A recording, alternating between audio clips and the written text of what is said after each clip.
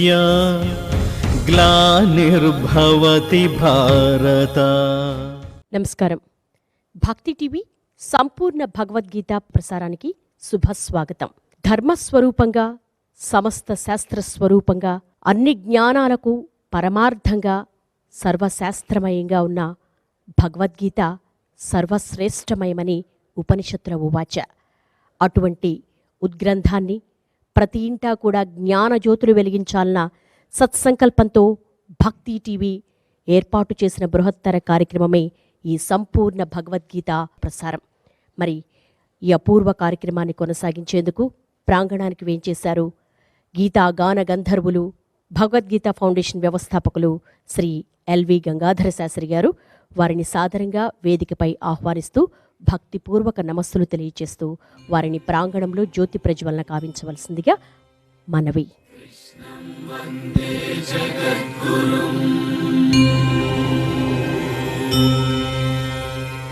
కృష్ణం వందే జగద్గురుం,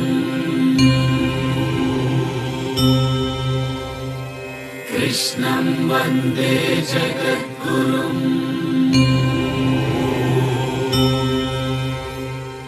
కృష్ణం వందే జగద్గురుం, కృష్ణం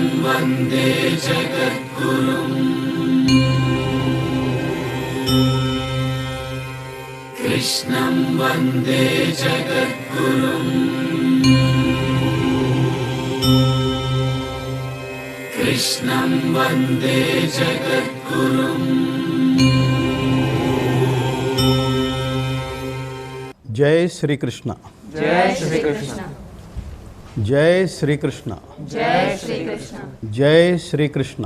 జై శ్రీకృష్ణ. కృష్ణం వందే జగద్గురుం. కృష్ణం వందే జగద్గురుం. కృష్ణం వందే జగద్గురుం. కృష్ణం వందే జగద్గురుం. కృష్ణం వందే జగద్గురుం. కృష్ణం వందే జగద్గురుం.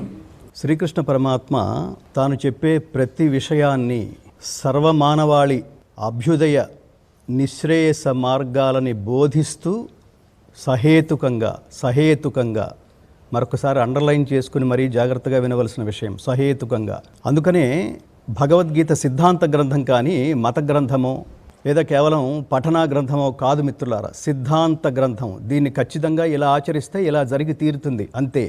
ఇవాళ 41వ శ్లోకం నుంచి 78వ శ్లోకం వరకు భగవద్గీతలో 2 అధ్యాయాలు చాలా పెద్దవి. అది 2వ అధ్యాయమైన సాంఖ్యయోగం 72 శ్లోకాలతో నిక్షిప్తమై ఉంటే, 18వ అధ్యాయమైన మోక్ష సన్యాస యోగం 78 శ్లోకాలతో ప్రపంచానికి గొప్ప జ్ఞాన మార్గంలోకి ప్రపంచాన్ని ఆ మార్గంలో ప్రవేశపెట్టి ఉత్తమ మానవ జీవన విధాన గతిని నిర్ణయించిన నేపథ్యంలో ఇందులో ఉన్న ప్రధానమైన అంశాలని మనం చర్చించుకోబోతున్నాం. ముందు పారాయణం గావించుకుని తర్వాత వీటి గురించి మనం మాట్లాడుకుందాం. ఓం శ్రీ పరమాత్మనే నమః. ఓం శ్రీ పరమాత్మనే నమః. బ్రాహ్మణ క్షత్రియ విశాం శూద్రాణాం చ పరంతప కర్మాణి ప్రవిభక్తాని స్వభావ ప్రభవైర్గుణైః శమోదమస్తపస్యౌచం క్షాంతిరార్జవమేవ చ జ్ఞానం విజ్ఞానమాస్తిక్యం బ్రహ్మకర్మ స్వభావజం శౌర్యం తేజో ధృతిర్దాక్ష్యం యుద్ధే చాప్యపలాయనం దానమీశ్వర భావశ్చ క్షాత్రం కర్మ స్వభావజం కృషి గౌరక్ష్య వాణిజ్యం कृषिगौरक्ष्य वाणिज्यं वैश्यकर्मस्वभावजं वैश्यकर्मस्वभावजं परिचर्यात्मकं कर्म परिचर्यात्मकं कर्म शूद्रस्यापि स्वभावजं शूद्रस्यापि स्वभावजं स्वे स्वे कर्मण्यभिरतः स्वे स्वे कर्मण्यभिरतः संसिद्धिं लभते नरः संसिद्धिं लभते नरः स्वकर्मनिरतः सिद्धिं स्वकर्मनिरतः सिद्धिं यथा विन्दति तच्छृणु यथा विन्दति तच्छृणु यतः प्रवृत्तिर्भूतानां यतः प्रवृत्तिर्भूतानां येन सर्वमिदं ततं येन सर्वमिदं ततं स्वकर्मणा तमभ्यर्च्य स्वकर्मणा तमभ्यर्च्य सिद्धिं विन्दति मानवः सिद्धिं विन्दति मानवः श्रेयान् स्वधर्मो विगुणः श्रेयान् स्वधर्मो विगुणः परधर्मात् स्वनुष्ठितात् परधर्मात् स्वनुष्ठितात् स्वभावनियतं कर्म स्वभावनियतं कर्म कुर्वन्नाप्नोति किल्बिषम् कुर्वन्नाप्नोति किल्बिषम् सहजं कर्म कौन्तेय सहजं कर्म कौन्तेय सदोषमपि न त्यजेत् सदोषमपि न त्यजेत् सर्वारम्भा हि दोषेण सर्वारम्भा हि दोषेण धूमेनाग्निरिवावृताः धूमेनाग्निरिवावृताः असक्तबुद्धिः सर्वत्र असक्तबुद्धिः सर्वत्र जितात्मा विगतस्पृहः जितात्मा विगतस्पृहः नैष्कर्म्यसिद्धिं परमां नैष्कर्म्यसिद्धिं परमां सन्न्यासेनाधिगच्छति सन्न्यासेनाधिगच्छति सिद्धिं प्राप्तो यथा ब्रह्म सिद्धिं प्राप्तो यथा ब्रह्म तथाप्नोति निबोध मे तथाप्नोति निबोध मे समासेनैव कौन्तेय समासेनैव कौन्तेय निष्ठा ज्ञानस्य या परा निष्ठा ज्ञानस्य या परा बुद्ध्या विशुद्धया युक्तः बुद्ध्या विशुद्धया युक्तः धृत्यात्मानं नियम्य च धृत्यात्मानं नियम्य च शब्दादीन् विषयान् त्यक्त्वा शब्दादीन् विषयान् त्यक्त्वा रागद्वेषौ व्युदस्य च रागद्वेषौ व्युदस्य च विविक्तसेवी लघ्वासी विविक्तसेवी लघ्वाशी यत वाक्कायमानसः यत वाक्कायमानसः ध्यानयोगपरो नित्यं ध्यानयोगपरो नित्यं वैराग्यं समुपाश्रितः वैराग्यं समुपाश्रितः अहङ्कारं बलं दर्पम् अहङ्कारं बलं दर्पं कामं क्रोधं परिग्रहं कामं क्रोधं परिग्रहं विमुच्य निर्ममः शान्तः विमुच्य निर्ममः शान्तः ब्रह्मभूयाय कल्पते ब्रह्मभूयाय कल्पते ब्रह्मभूतः प्रसन्नात्मा ब्रह्मभूतः प्रसन्नात्मा न शोचति न काङ्क्षति न शोचति न काङ्क्षति समः सर्वेषु भूतेषु समः सर्वेषु भूतेषु मद्भक्तिं लभते पराम् मद्भक्तिं लभते पराम् भक्त्या मामभिजानाति भक्त्या मामभिजानाति यावान्यश्चास्मि तत्त्वतः यावान्यश्चास्मि तत्त्वतः ततो मां तत्त्वतो ज्ञात्वा ततो मां तत्त्वतो ज्ञात्वा विशते तदनन्तरं विशते तदनन्तरं सर्वकर्माण्यपि सदा सर्वकर्माण्यपि सदा कुर्वाणो मद्व्यपाश्रयः कुर्वाणो मद्व्यपाश्रयः मत्प्रसादादवाप्नोति मत्प्रसादादवाप्नोति शाश्वतं पदमव्ययम् शाश्वतं पदमव्ययम् चेतसा सर्वकर्माणि चेतसा सर्वकर्माणि मयि सन्न्यस्य मत्परः मयि सन्न्यस्य मत्परः మత్పరః బుద్ధియోగముపాశ్రిత్య బుద్ధియోగముపాశ్రిత్య మచ్చిత్తః సతతం భవ మచ్చిత్తః సతతం భవ మచ్చిత్తః సర్వదుర్గాణి మచ్చిత్తః సర్వదుర్గాణి మత్ప్రసాదాత్ తరిష్యసి మత్ప్రసాదాత్ తరిష్యసి అథ చేత్వమహంకారాత్ అథ చేత్వమహంకారాత్ న శ్రోష్యసి వినంక్ష్యసి న శ్రోష్యసి వినంక్ష్యసి యదహంకారమాశ్రిత్య యదహంకారమాశ్రిత్య నయోత్స్య ఇతి మన్యసే నయోత్స్య ఇతి మన్యసే మిథ్యైష వ్యవసాయస్తే మిథ్యైష వ్యవసాయస్తే ప్రకృతిస్త్వాన్నియోక్ష్యతి ప్రకృతిస్వాన్నియోక్ష్యతి స్వభావజేన కౌంతేయ స్వభావజేన కౌంతేయ నిబద్ధస్వేన కర్మణ నిబద్ధస్వేన కర్మణ కర్తున్నేచ్ఛసి యన్మోహాత్ కర్తుం నేచ్ఛసి యన్మోహాత్ కరిష్యస్య వశోపి తత్ కరిష్యస్య వశోపి తత్ ఈశ్వరः సర్వభూతానాం ఈశ్వరः సర్వభూతానాం హృద్దేశేऽర్జున తిష్ఠతి హృద్దేశేऽర్జున తిష్ఠతి భ్రామయన్ సర్వభూతాని భ్రామయన్ సర్వభూతాని యంత్రారూఢాని మాయయా యంత్రారూఢాని మాయయా తమేవ శరణం గచ్చ తమేవ శరణం గచ్చ సర్వభావేన భారత సర్వభావేన భారత తత్ప్రసాదాత్ పరాం శాంతిం తత్ప్రసాదాత్ పరాం శాంతిం స్థానం ప్రాప్స్యసి శాశ్వతం స్థానం ప్రాప్స్యసి శాశ్వతం ఇతి తే జ్ఞానమాఖ్యాతం ఇతి తే జ్ఞానమాఖ్యాతం గుహ్యాద్ గుహ్యతరం మయా గుహ్యాద్ గుహ్యతరం మయా విమృశ్యైతదశేషేణ విమృశ్యేతదశేషేణ యథేచ్ఛసి తథా కురు యథేచ్ఛసి తథా కురు సర్వగుహ్యతమం భూయః సర్వగుహ్యతమం భూయః శృణు మే పరమం వచః శృణు మే పరమం వచః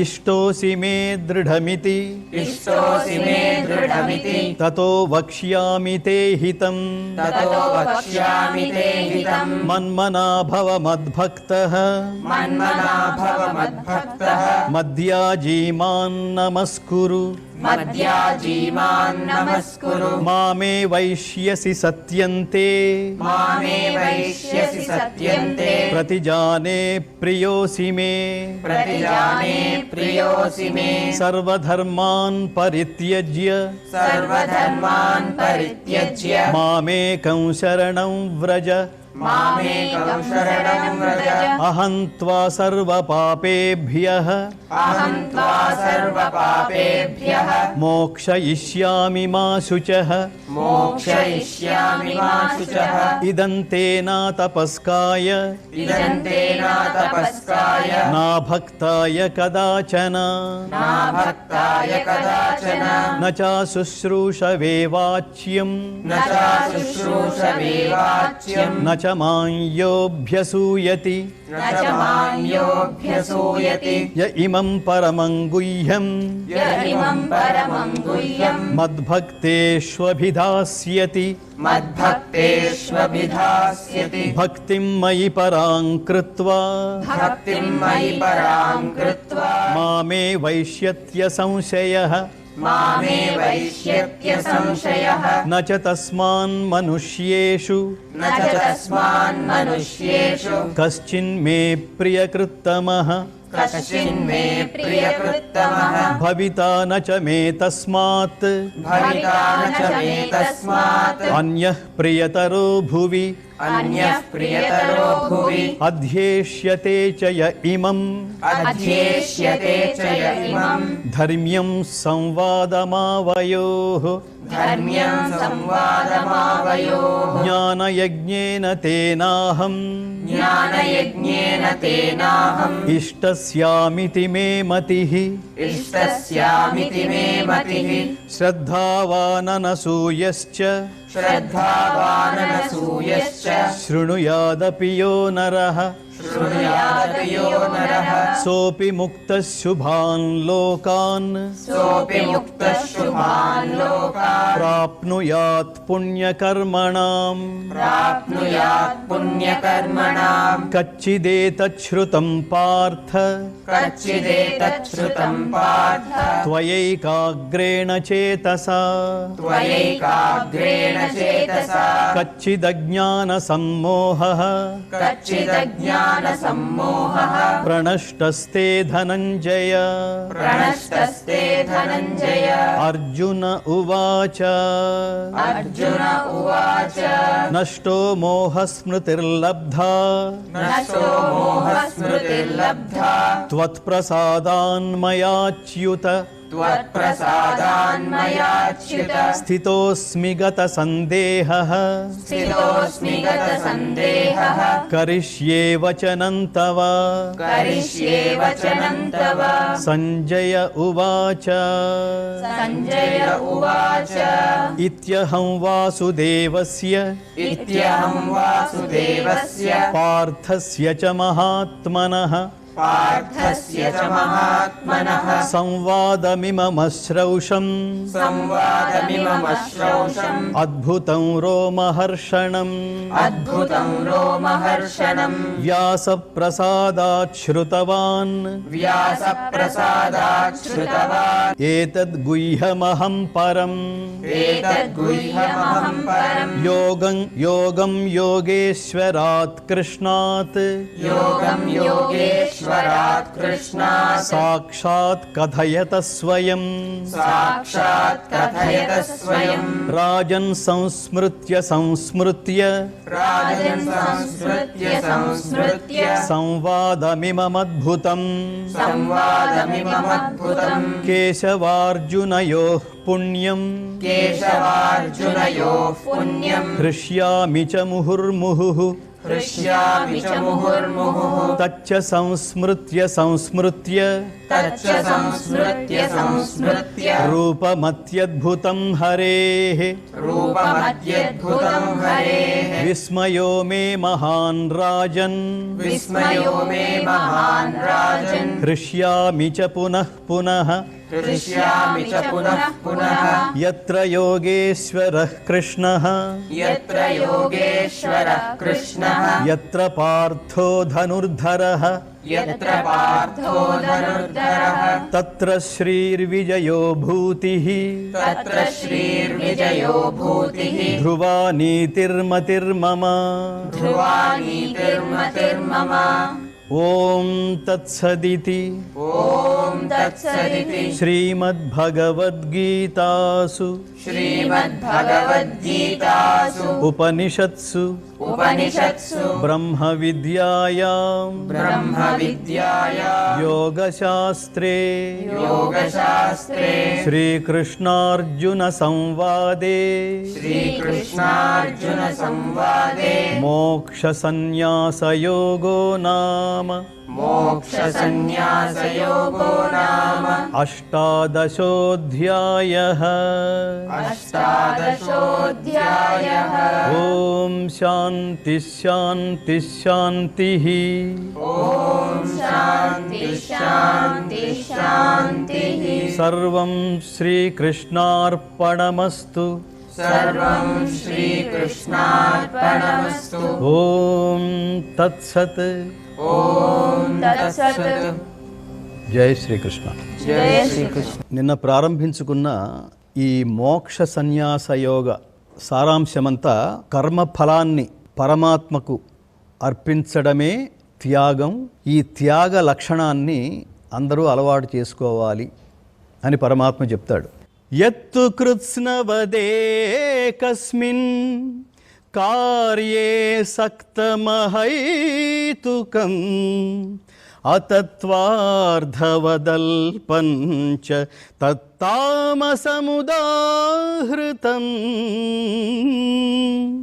తత్తామసముదాహృతం.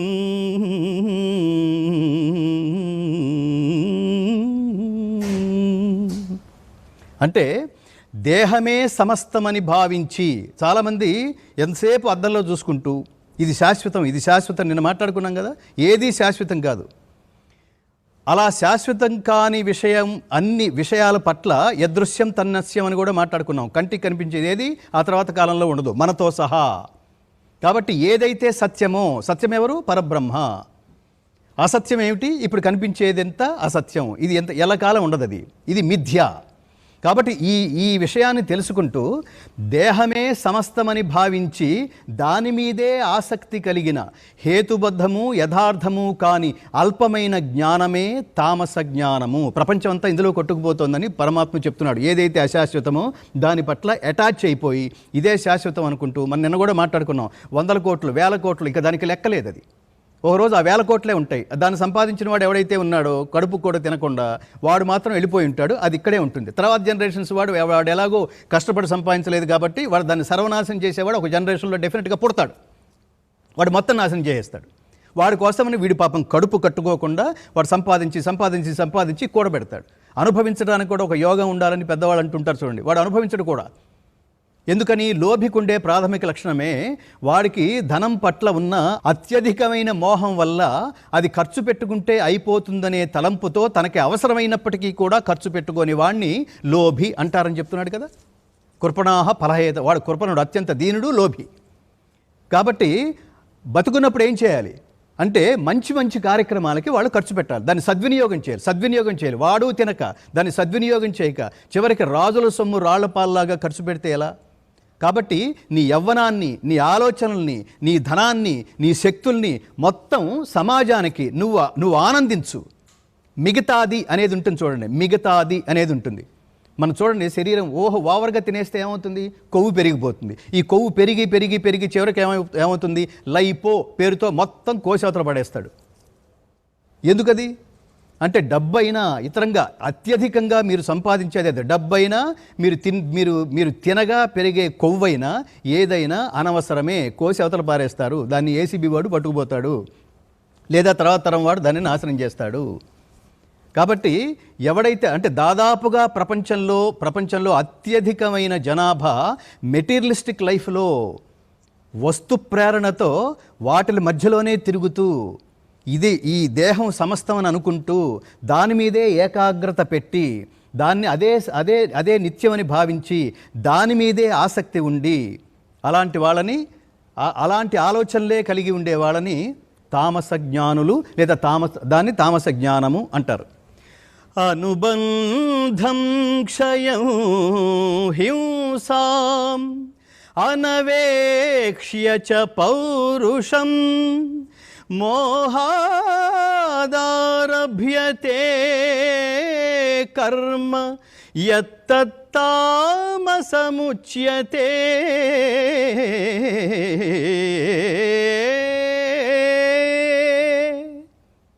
చాలా గొప్ప శ్లోకం ఇది. చాలామందికి స్వసామర్థ్యం అంటే ఏమిటో తెలియదు. ఏది పడితే చేసేస్తుంటారు, దూకేస్తుంటారు. ముందు స్టార్ట్ చేసేద్దాం రా, తర్వాత సంగతి తర్వాత చూసుకుందాం అంటే వాడిది మౌఢ్యం అని అర్థం. క్యాల్కులేషన్ లేకుండా, లెక్క లేకుండా, ఆలోచన లేకుండా, ప్లానింగ్ లేకుండా పనిచేసేవాళ్ళు ప్రపంచంలో చాలామంది ఉంటారు. దానివల్ల you cannot reach your goal. నీకు ప్రోగ్రెస్సే ఉండదు. అది చెప్తున్నాడు. జరగబోవు దుష్పరిణామములను, నష్టమును, హింసను, స్వసామర్థ్యమును ఆలోచింపక నీ సామర్థ్యం ఏమిటో నీకు తెలియకుండా అందులో దూకేస్తే ఆ విధంగా ప్రారంభించే కర్మని తామస కర్మ అని చెప్పబడును. ఒక పని చేయాలంటే పని తాలూకు ఏమన్నాడు? సేనయోరుభయోర్ మధ్యే రథం స్థాపయమేచ్యుత. పని చేయటం అంటే అది.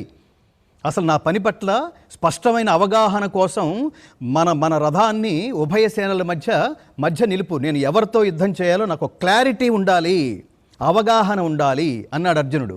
అట్లా ప్రతి ఒక్కడు అర్జునుడిగా ఆలోచించడం కోసం పరమాత్మ చెప్తున్న అత్యద్భుతమైన శ్లోకం ఇది. కాబట్టి నీ సామర్థ్యం ఏమిటో తెలుసుకో, నువ్వు ఎందుకు పనికొస్తావో తెలుసుకో, దేనికి పనికొస్తావో తెలుసుకో. చాలామంది దేనికి పనికొస్తావో అది ఆలోచించకుండా, ఒకవేళ ఆలోచించినా ఓకే నేను దీనికి పనికొస్తాను, కానీ ఇందులోకి నేను అడుగు పెట్టడం వల్ల ఈ పెద్ద లాభం ఏం లేదు, అందులోకి అడుగు పెడితే నాకు చాలా లాభం ఉంది, అందులో నేను పనికొస్తానో లేదో నాకు తెలియదు. కానీ వాడు ప్రతివాడు మనం చాలా చూస్తుంటాం, వీడేంట్రా ఇన్ని సినిమాలు చేశాడు, అసలు ఇంతవరకు యాక్టింగ్ రాదు వీడికి అనిపిస్తుంటుంది.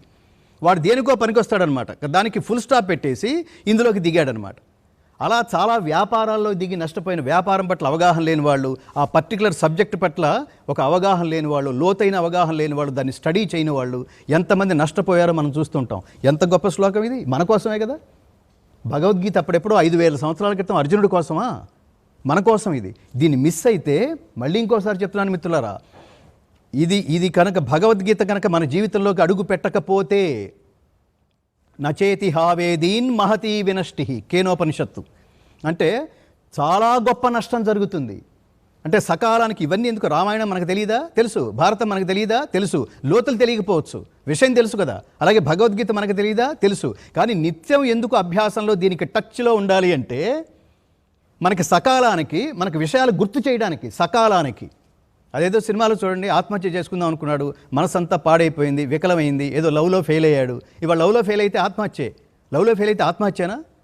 వాడు చాలా ఆనందించాలి, ఓ పేడ విరగడైపోయిందని. కానీ వాడు వెంటనే మరణించటం, నాన్న నేను అమ్మాయిని చేసుకోకపోతే నేను చచ్చిపోతానన్నా, నేను చేసుకోకపోతే చచ్చిపోతాను, నేను చేసుకోకపోతే చచ్చిపోతాను అంటుంటాడు. వాళ్ళ నాన్న మనసులో ఏమనుకుంటాడు, వీడు చేసుకున్నా జరిగేది అదే లేరా, అయితే చేసుకు చావు అంటాడు, ఫినిష్. ఊరికి అంటే ప్రతిదానికి పరిష్కారం అది కాదు, ప్రతిదానికి మరణం పరిష్కారం కాదు. అందుకని పరమాత్మ స్పష్టం చేస్తోంది, జరగబోయే నష్టాన్ని గుర్తుపెట్టుకోవాలి. దీని తర్వాత ఏం జరుగుతుంది, మంచి చెడులు, లాభ అలాభాలు జాగ్రత్తగా ఆలోచించుకుని పనిచేయి. అవివేకంతో మాత్రం పనిచేయకు. ఆ పర్టికులర్ ఫీల్డ్లో పెద్దవాళ్ళు ఎవరైతే ఉన్నారో వాళ్ళతో చర్చించు, అప్పుడే ఆ కార్యరంగంలోకి దూకు. కాబట్టి పరమాత్మ చెప్తుంది, నీ సామర్థ్యాన్ని సరిగ్గా తెలుసుకోకుండా, రాబోయే దుష్పరిణామాలని సరిగ్గా అంచనా వేయకుండా ఏ పనిని ప్రారంభించవద్దు. అమృతం కదా ఇది, అమృత వాక్కులు కదా ఇవి, గొప్ప గొప్ప కొటేషన్స్ కదా. భగవద్గీత యది హాస్తి తదన్యత్ర ఎన్నే హాస్తి నతత్ క్వచిత్. మనం ఇన్ని రోజుల నుంచి చెప్పుకుంటున్నాం భగవద్గీత. ఈ భగవద్గీత మన కోసం అనిపిస్తోందా, అర్జునుడి కోసం అనిపిస్తోందా? ఇవన్నీ ఈ గొప్ప గొప్ప కొటేషన్స్ ప్రపంచంలో ఇంకెవడన్నా చెప్పకముందే మనవాడే చెప్పాడా, ఇంకెవడన్నా కొత్తగా దీనికి మించిన కొత్తగా ఎవడన్నా చెప్పాడా? భగవద్గీత పుస్తకం మిత్రులారా, భగవద్గీత పుస్తకం ఒక్కటి చేతిలో ఉండి మనం అర్థం చేసుకోవడానికి ప్రయత్నిస్తే చాలు. ప్రపంచంలో ఏ ఇతర గ్రంథం ఇంత అత్యద్భుతంగా మానవ జీవన విధాన సరళిని నియంత్రించలేదు, ఉపదేశించలేదు, మన కర్తవ్యాన్ని ఉపదేశించలేదు. ఇది గుర్తుపెట్టుకోవాలి. కాబట్టి ముక్త సంగో అనహం వాది ధృత్యుత్సాహ సమన్వితః సిద్ధ్య సిద్ధ్యోర్నిర్వికారః కర్తా సాత్విక ఉచ్యతే.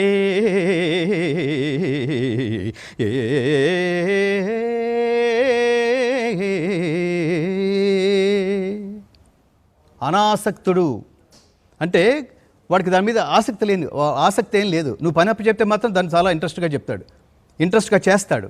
అంతే తప్ప నేను ఇదే చేయాలి అని అలా అనుకోట. అలాగే నిరహంకారి, అహంకారం వాడికి లేదు. వాడు చేసిన పని సజావుగా చేసి మీ చేతిలో పెడతాడు. అద్భుతం చేసావురా అంటే వెంటనే కాలు రగరేయడు, థ్యాంక్ యూ సో మచ్, నువ్వే కదా నాకు ఇచ్చింది, నువ్వు ఇవ్వకపోతే నేను పని చేయను కదా అంటాట. ధైర్యోత్సాహ సమన్వితుడు, ఎందులో అయినా వాడు కాన్ఫిడెంట్గా ఇచ్చిన పనిని చాలా ధైర్యంతో దాని లక్ష్యాన్ని చేర్చేంత వరకు నిద్రపోకుండా ఆ పనులు చేసేవాడిని ధైర్యోత్సాహ సమన్వితుడు అన్నాడు. జయాపజయముల యందు తటస్థుడు అగు, సక్సెస్ అయితే thank you so much, failure అయితే ఏమంటాడు వాడు? వెంటనే వాడు నేను 100% దీని మీద ఎఫర్ట్స్ పెట్టాను అనుకున్నాను, కానీ అంత ఎఫర్ట్స్ పెట్టలేదన్నమాట, ఏ 99 దాకానో వచ్చి ఆగిపోయింది, మళ్ళీ నేను ట్రై చేస్తాను అనుకునేవాడు.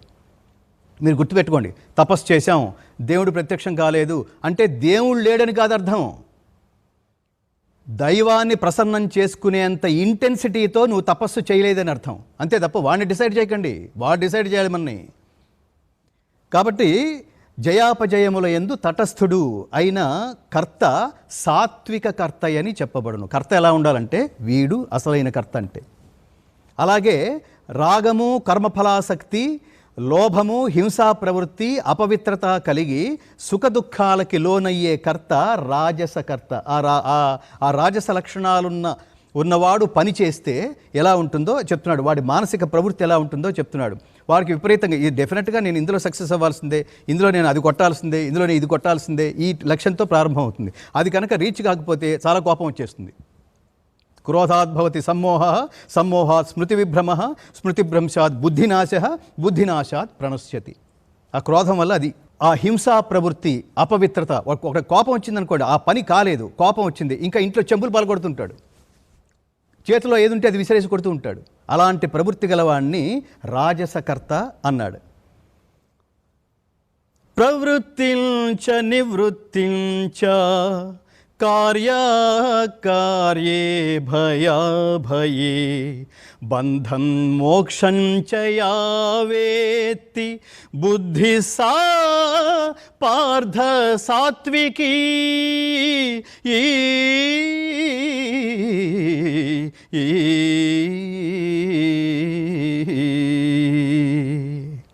ఎంత గొప్ప శ్లోకం అంటే, పార్థ, ప్రవృత్తి నివృత్తి మార్గములను, కర్తవ్యములను, భయాభయములను, బంధ మోక్షములను ఏ బుద్ధి తెలుసుకుంటుందో, ఏ బుద్ధి ఎరుగుచున్నదో, తెలుసుకుంటున్నదో దాన్ని సాత్విక బుద్ధి.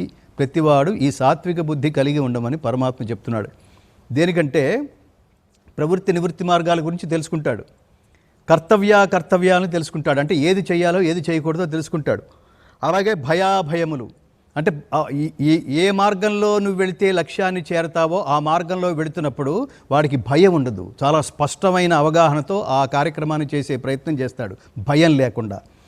అలాగే బంధమోక్షాలని, బంధం వేటితో బంధం? ఏదైతే అశాశ్వతమైన ఉంటాయో వాటితో బంధం ఏర్పరచుకోకు. ఏదైతే శాశ్వతుడు ఉన్నాడో వాడితో బంధం ఏర్పరచుకో. వీటిని చాలా జాగ్రత్తగా విశ్లేషించి, విభజించి, అవగాహన చేసుకునే మార్గంలో వెళ్ళేవాడి ఆలోచన ఏదైతే ఉందో దాన్ని సాత్విక బుద్ధి అన్నాడు. అయుక్త ప్రాకృతస్తబ్ధ శఠో నైష్కృతికో లసః విషాదీ దీర్ఘసూత్రీ చ కర్తా తామస ఉచ్యతే ఏ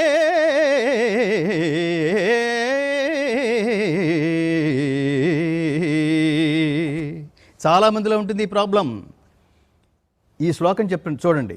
మనోనిగ్రహం లేక అవివేకి అయి, స్తబ్ధుడై, వంచకుడై, పరుల వృత్తులకు విఘాతము కలిగించువాడై, వాడికి ఏమీ అవసరం ఉండదు, కానీ ఇంకొకరిని ఎప్పుడు డిస్టర్బ్ చేస్తూనే ఉంటాడు. వీడి పని నాశనం. భర్తృహరి కూడా చెప్తాడు, మన పని మానుకుని అవతల వాడికి పని చేస్తే ఉత్తముడు, మన పని చేస్తూ అవతలవాడి పని కూడా చేస్తే వాడు మధ్యముడు, మన పని మానుకుని మరీ అవతలవాడి పని నాశనం చేసేవాడు అధముడు, నీచుడు అని. ఇక్కడ వాడు అదే పని చేస్తుంటాడు. సోమరి అయి, నిరంతర శోకతప్తుడే, ఎప్పుడు ఏడుస్తూనే ఉంటాడు, ఎప్పుడు ప్రతిదానికి ఏదో ఒకటి ఏడుపు, అంటే సింపతి కోసం అనమాట. ఇట్లాంటి వాళ్ళు సమాజంలో చాలా చోట్ల కనిపిస్తుంటారు. వాడు ఎప్పుడు అంటే నేను ఆనందిస్తున్నానన్న విషయం అవతల వాడు తెలుసుకుంటే వాడు ఏడుస్తాడేమోనని వీడు ఏడుపు మొహంతో కనిపిస్తుంటాడు. వాడికి ఏమి కర్మది? నువ్వు ఆనందించు, వాడు ఏడుపుతో నీకు సంబంధం లేదు. నిప్పులు చిమ్ముకుంటూ నింగికి నేను ఎగిరిపోతే నిబిడాశ్చర్యంతో వీరు, నెత్తురు కక్కుకుంటూ నేలకి నే రాలిపోతే నిర్దాక్షిణ్యంగా వీరే. ఎప్పుడు 24 గంటలు లోకం అని మాట్లాడుకుంటూ ఉంటాడు అన్నమాట. వీడు ఎప్పటికీ ఎదగడు. ఇంకా వాడేమన్నా అనుకుంటాడు, వీడేమన్నా అనుకుంటాడు. అదేమిటి? వాడు ఎప్పుడు అనుకునేవాడు ఎప్పుడు అనుకుంటూనే ఉంటాడు. నీ మార్గంలో ఉండు. అనుకుంటున్నాడని పక్కకు తిరిగి చూసావంటే అది డీవియేషను. దీని మీద ఒక జోక్ ఉంది. ఒకడు వెళుతున్నట్టు, అలా వెళుతుంటే కొంత దూరం వెళ్ళిన తర్వాత అక్కడ నిలబడి ఉన్నవాడు వీడిని చూసి అని నవ్వేసేట ఎగతాళిగా. కానీ ఈ వెళుతున్నవాడు, లక్ష్యం వైపుకు వెళుతున్నవాడు వాడినేమీ పట్టించుకోకుండా వాడు దోవన వాడు సాగిపోయాట.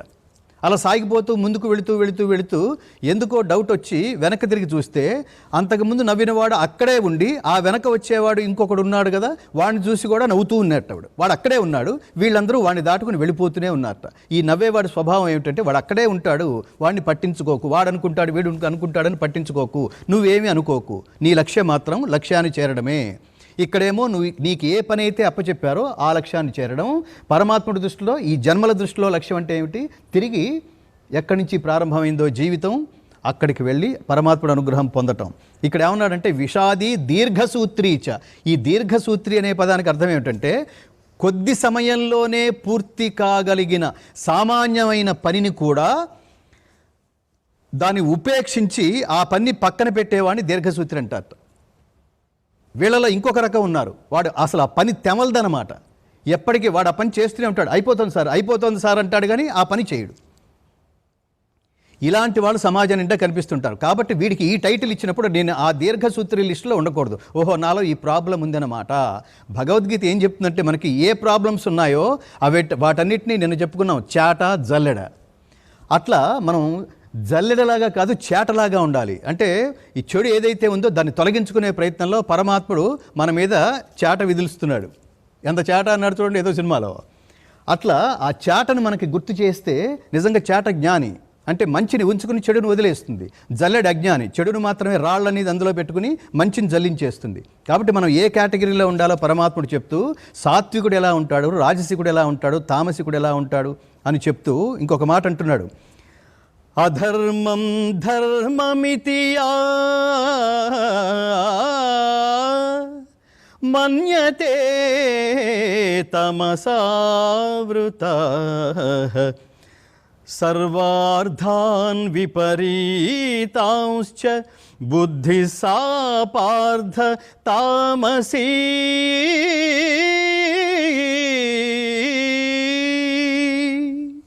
పార్థ, అజ్ఞానము ఆవరించటం వల్ల వీళ్ళు కూడా మన మధ్యలోనే కనిపిస్తుంటారు. చూడండి, నువ్వు ఒకటి చెప్తావు, వాడికి ఇంకోటి అర్థమవుతుంది. నువ్వు ఏది చెప్తావో దానికి తద్విరుద్ధంగా అర్థమవుతుంటుంది. ఇంకా వాడిని వెళ్ళి నేను అలా అనలేదురా, నేను ఆ ఉద్దేశంతో అనలేదురా, ప్లీజ్ నన్ను దయచేసి అర్థం చేసుకో అని వాడి కాళ్ళు పట్టుకుని, మనం చేయని తప్పుకి వాడి కాళ్ళు పట్టుకుని కన్నీళ్లతో ప్రక్షాళన చేస్తే తప్ప ఓహో అలాగా నేను అలా అనుకున్నాను అంటాడనమాట. నువ్వు ఏదైనా చెప్పు, తద్విరుద్ధంగా ఆలోచిస్తాడు వాడు. అది చెప్తున్నాడు పరమాత్మ. అజ్ఞానము ఆవరించటం వల్ల అధర్మము ధర్మముగను, అట్లే సర్వ విషయములను విపరీతముగను. అంటే వాడికి ఉదాహరణకి ఏమంటే బాగున్నారా మీరు అంటే బాగున్నారా అన్నాడేంటి, నాకేమన్నా జబ్బు చేసిందని ఎవడన్నా చెప్పాడా వీడికి? ఆ టైపులో ఆలోచిస్తాడనమాట. ఆలోచించి వాడు ఎలా రియాక్ట్ అవుతాడంటే నేను బాగుండలేదు సార్, నాకు నేను నిన్నే బెడ్ నుంచి నిన్నే కోమాలోంచి నేను బయటకు వచ్చాను అంటే నేను ఆ ఉద్దేశంతో అనలేదు సార్ అంటాడు వీడు. మరి ఏ ఉద్దేశంతో అన్నారు? ఇక అది ప్రొలాంగ్ అవుతుందన్నమాట.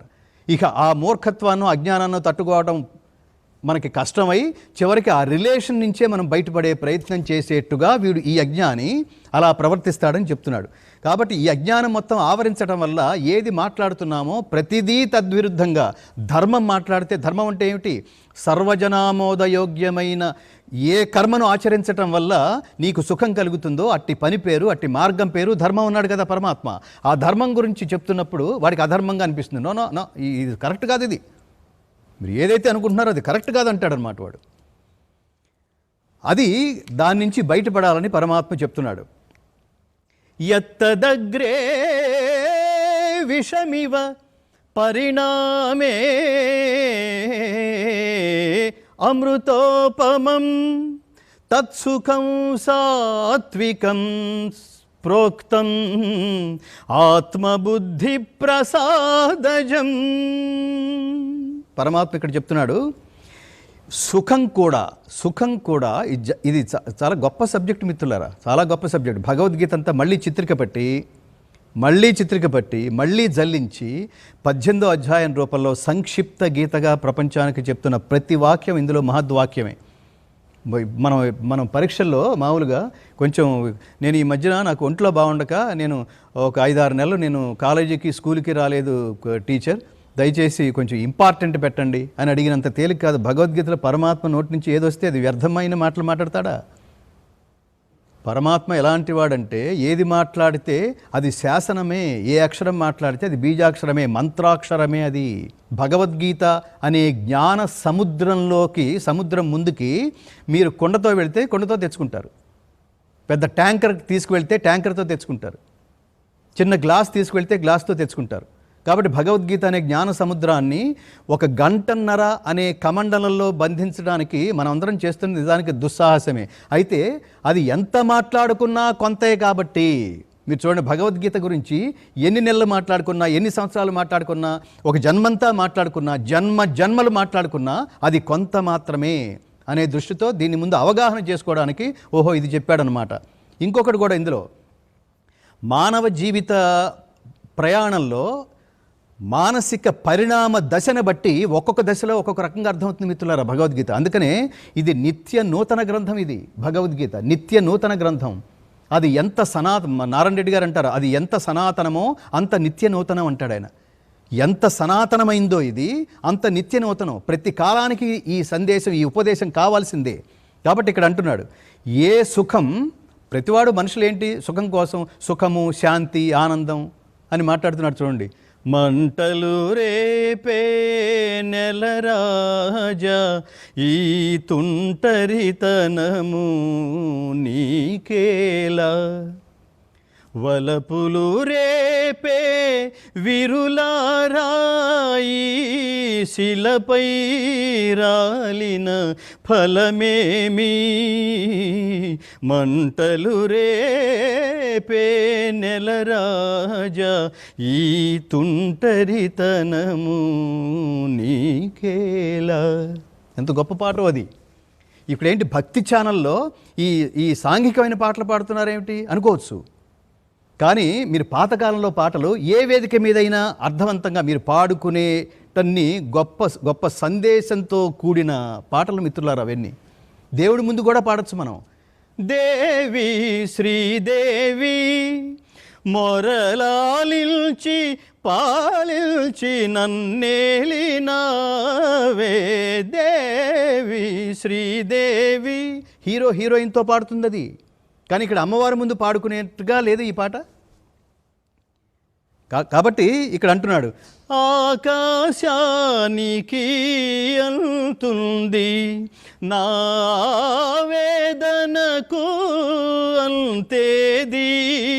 చివరిలో అన్నాడు, సుఖము శాంతి ఆనందం నా నొసటను వ్రాయుట మరిచాడు, మంటలు రేపే నెలరాజ సుఖము శాంతి ఆనందం నా నుదుటన రాయుట మరిచాడు అని.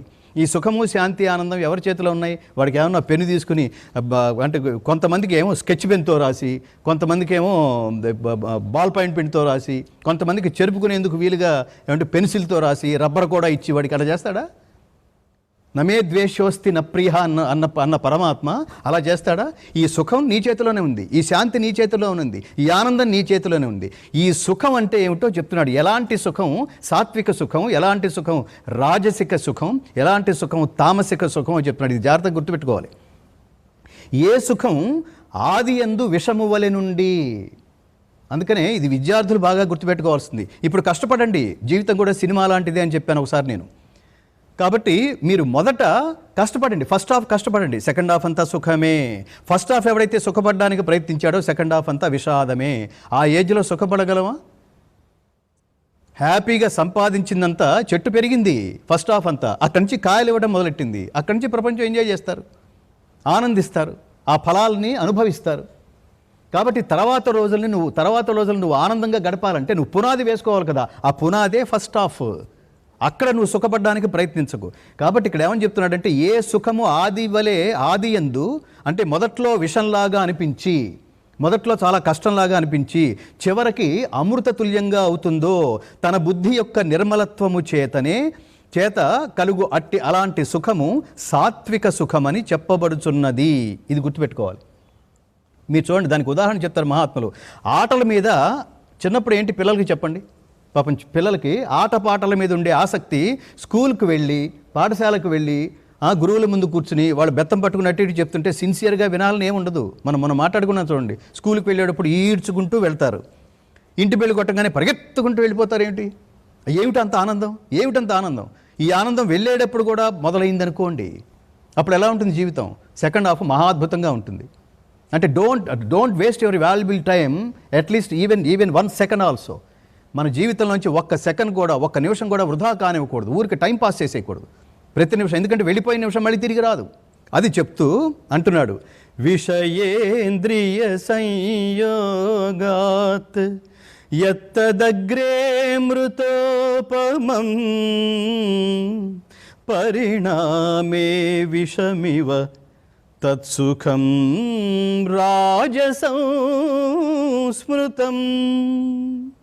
ఏ సుఖము విషయేంద్రియ సంయోగము వలన తొలుత అమృతతుల్యమై తుదకు విషతుల్యమవుతోందో అలాంటి సుఖము రాజస సుఖము అని మనకు బాగా అర్థం కావాలంటే, పెళ్లి జరుగుతోంది, దాన్ని ఏమంటారు? దావత్ అంటున్నారు కదా. ఇటువైపున వాడు దావత్ ఇచ్చాడనమాట. అంటే వెంటనే ఒక పార్టీలు ఎలా ఉంటాయి తెలుసు కదా మనకి, ఎంత దురదృష్టకరమైన స్థితిలో ఉంటాయి కదా. బతిగుండగానే నలుగురు మోసుకెళ్లే స్థితిలో వాడు లోపల పీపాలు తాగి అడు పడిపోయి ఉంటాడనమాట. దాన్ని ఏమనుకుంటున్నాడు వాడు? ఆనందం అనుకుంటున్నాడు, సుఖం అనుకుంటున్నాడు.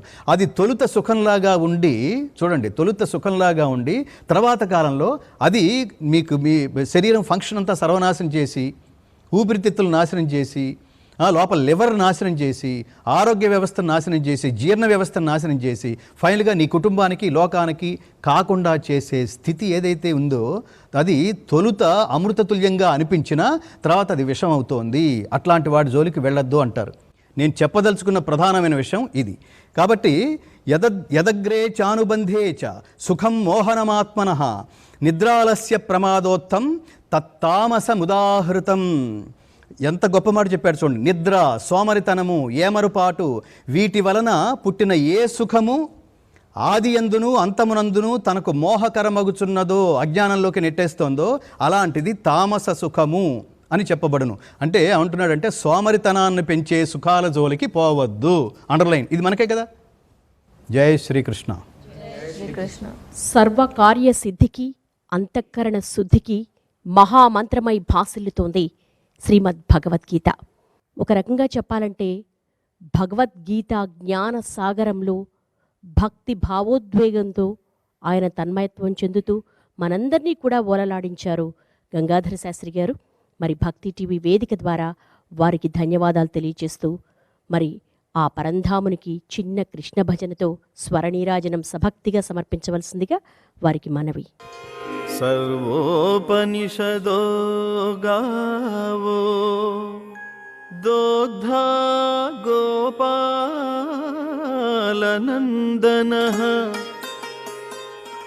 पार्थो वत्सः सुधीर्भोक्ता दुग्धं गीतामृतं महत् దుగ్ధం గీతామృతం మహత్.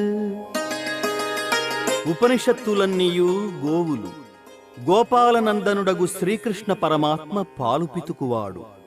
అర్జునుడు లేగదూడ, మహత్తరమగు గీతామృతము పాలు. సద్బుద్ధి గల జిజ్ఞాసువులే ఆ పాలను త్రాగువారు. గోవింద కృష్ణ హరి గోపాల జయ జయ, రాధారమణ హరి గోపాల జయ జయ, నారాయణ హరి గోపాల జయ జయ, పాండురంగ హరి గోపాల జయ జయ.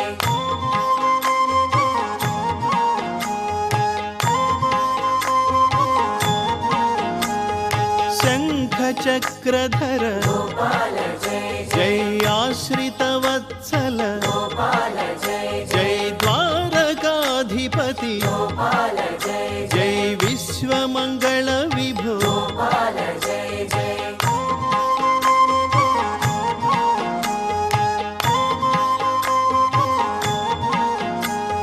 శ్రీవత్సాంకిత గోపాల జయ జయ, శ్రీకౌస్తుభధర గోపాల జయ జయ, గోవర్ధన గిరిధర గోపాల జయ జయ, గోకుల పాలక గోపాల జయ జయ.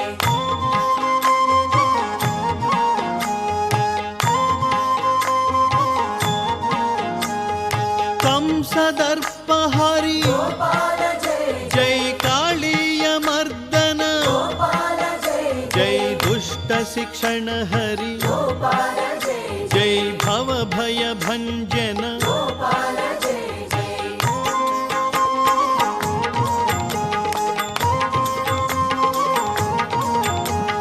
జగదాధార గోపాల జయ జయ, కలుష విదూర గోపాల జయ జయ, యదుకుల తిలక గోపాల జయ జయ, ఆనందకారక గోపాల జయ జయ.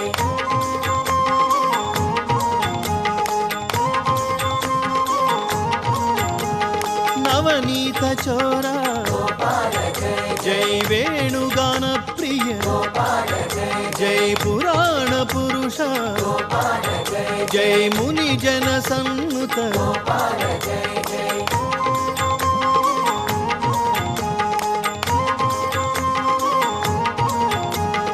దుఃఖ విమోచన ఆనంద నందన జ్ఞాన ప్రదాయక మోక్ష ప్రదాయక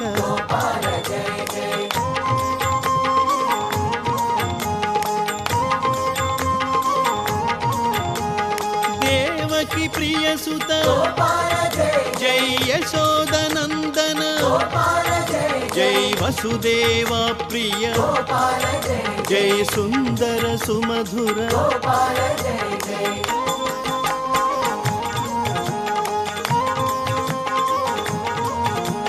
గీతాచార్య హరి కరుణాసాగర మకర కుండలధర బృందావనచారి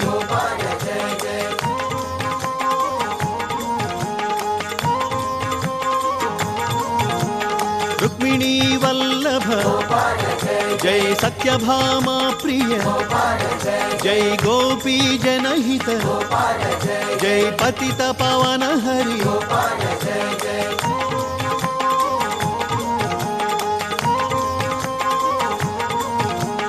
హరే రామ రామ రామ హరే హరే హరే కృష్ణ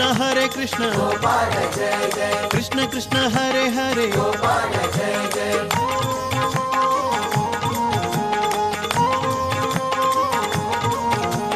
ముకుంద మాం పాహి జై గోవింద మాం పాహి జై మురారి మాం పాహి జై మాధవ మాం పాహి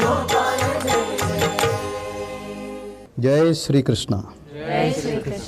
భగవద్గీతామృతాన్ని గీతా జ్ఞానజ్యోతుల్ని విశ్వ యవనిక మీద అందరం వెలిగిద్దాం. అంతవరకు సెలవా మరి.